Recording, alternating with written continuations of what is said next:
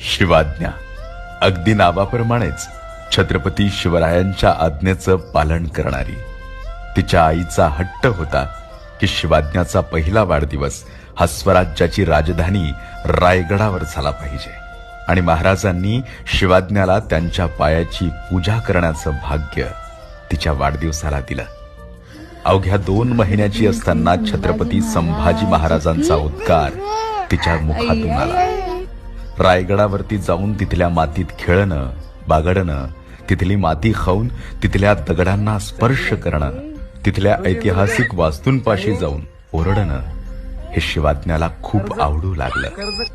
बडूबुद्रुक, तुळापूर, सिंहगड, राजगड, प्रतापगड अवघ्या 1 वर्षामध्ये 6 गडकिल्ल्यांच्या मोहिमा तिने पार केल्या आहेत. या कुटुंबाने आपलं संपूर्ण आयुष्य कडकोटांसाठी समर्पित